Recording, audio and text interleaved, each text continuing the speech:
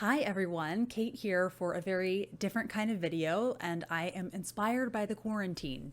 So I'm going to do my best to read aloud to you. Every weekday is my hope, but as you know, I don't always feel well, so we'll see how it goes. But I just really want to do something special for all of you, and I already had my April reading plans. I wanted to clear out my currently reading folder, and on that, one that I'd only read a couple stories from was the Virago book of Victorian ghost stories. So I will be reading a ghost story to you every weekday. Like I said, hopefully that's my ideal, and by the month of April, maybe I would be through with these. I'm not going to do it as high maintenance as my ghost stories that I did during Victober, because that takes a lot of editing with all of the like putting in all of the different sound effects, but I figured I would still use my microphone so you can hear me loud and clear. And if you want to walk around the house and do things, and or if you are able to go on walks where you go, maybe be, if I don't know if people ever do that with my videos, but I thought I would just start reading this with you all for those of you that are interested. And it is halfway to Victober, so we can all celebrate. And I haven't even counted how many stories are in here. I'm trying to figure out like how to hold my book around the microphone. Let's see, there are 1, 2, 3, 4, 5, 6, 7, 8, 9, 10, 11, 12, 13, 14. There are 22 stories in here. So I think that seems pretty feasible to get through in a month. There is one that I won't be reading, and that's because I read it as one of my Victober ghost stories, called The Cold Embrace by Mary Elizabeth Braddon. I highly recommend it, and you can find it in my Victober videos. And then the very first story in this, and not all of these are UK Victorian authors, but the very first story is by one Charlotte Bronte. Maybe you've heard of her, and it is called Napoleon and the Spectre. So I will flip my pages, give you a little ASMR experience with flipping. Alrighty, so here we go with Napoleon and the Spectre by Charlotte Bronte. Well, as I was saying, the emperor got into bed. "Chevalier," says he to his valet, "let down those window curtains and shut the casement before you leave the room." Chevalier did as he was told, and then, taking up his candlestick, departed. In a few minutes, the emperor felt his pillow becoming rather hard, and he got up to shake it. As he did so, a slight rustling noise was heard near the bedhead. His Majesty listened, but all was silent as he lay down again. Scarcely had he settled into a peaceful attitude of repose when he was disturbed by a sensation of thirst. Lifting himself on his elbow, he took a glass of lemonade from the small stand which was placed beside him. He refreshed himself by a deep draught. As he returned the goblet to its station, a deep groan burst from a kind of closet in one corner of the apartment. "Who's there?" cried the emperor, seizing his pistols. "Speak, or I'll blow your brains out." This threat produced no other effect than a short, sharp laugh, and a dead silence followed. The emperor started from his couch, and hastily throwing on a robe de chambre, which hung over the back of a chair, stepped courageously to the haunted closet. As he opened the door, something rustled. He sprang forward, sword in hand. No soul or even substance appeared, and the rustling, it was evident, proceeded from the falling of a cloak which had been suspended by a peg from the door. Half ashamed of himself, he returned to bed. Just as he was about once more to close his eyes, the light of the 3 wax tapers, which burned in a silver branch over the mantelpiece, was suddenly darkened. He looked up. A black, opaque shadow obscured it. Sweating with terror, the emperor put out his hand to seize the bell rope, but some invisible being snatched it rudely from his grasp, and at the same instant the ominous shade vanished. "Pooh!" exclaimed Napoleon. "It was but an ocular delusion." "Was it?" whispered a hollow voice in deep, mysterious tones close to his ear. "Was it a delusion, Emperor of France? No, all thou hast heard and seen is sad forewarning reality. Rise, lifter of the eagle standard. Awake, swayer of the lily scepter. Follow me, Napoleon, and thou shalt see more."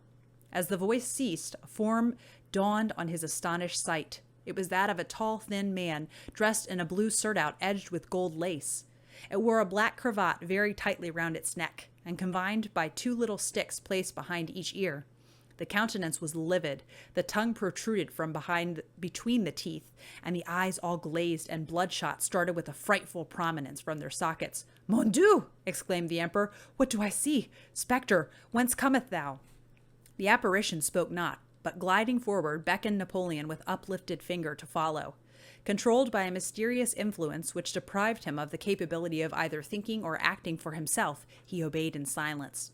The solid wall of the apartment fell open as they approached, and, when both had passed through, it closed behind them with a noise like thunder. They would now have been in total darkness had it not been for a dim light which shone round the ghost and revealed the damp walls of a long, vaulted passage. Down this they proceeded with mute rapidity. Ere long a cool, refreshing breeze, which rushed wailing up the vault and caused the emperor to wrap his loose nightdress closer round, announced their approach to the open air. This they soon reached, and Nap found himself in one of the principal streets of Paris. "Worthy spirit," said he, shivering in the chill night air, "permit me to return and put on some additional clothing. I will be with you again presently." "Forward," replied his companion sternly. He felt compelled, in spite of the rising indignation which almost choked him, to obey. On they went through the deserted streets till they arrived at a lofty house built on the banks of the Seine. Here the spectre stopped. The gates rolled back to receive them, and they entered a large marble hall, which was partly concealed by a curtain drawn across, through the half-transparent folds of which a bright light might be seen burning, with dazzling luster. A row of fine female figures, richly attired, stood before the screen. They wore on their heads garlands of the most beautiful flowers, but their faces were concealed by ghastly masks representing Death's head. "What is all this mummery?" cried the emperor, making an effort to shake off the mental shackles by which he was so unwillingly restrained. "Where am I, and why have I been brought here?" "Silence," said the guide, lolling out still further his black and bloody tongue. "Silence, if thou wouldst escape instant death."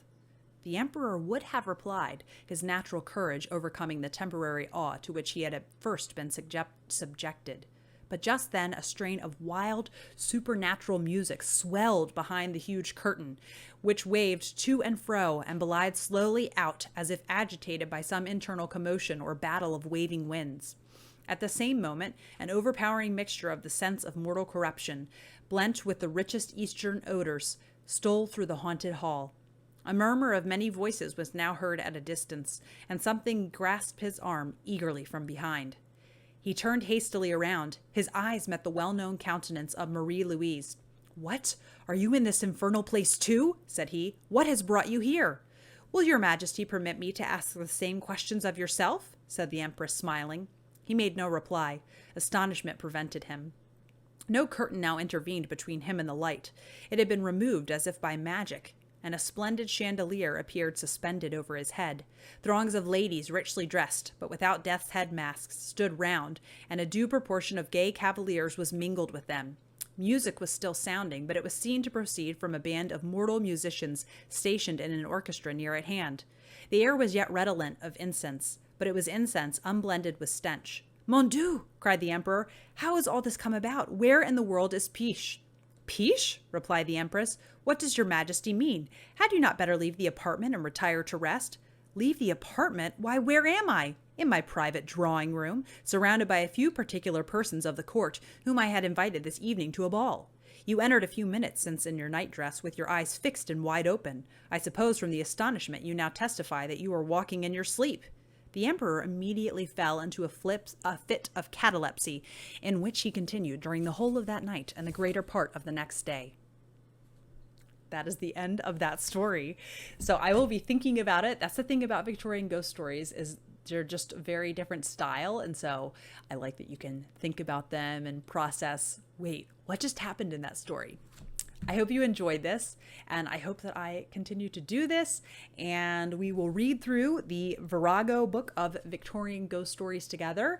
And tomorrow, if all goes according to plan, I will be reading Round the Fire by Catherine Crowe. So I look forward to doing that.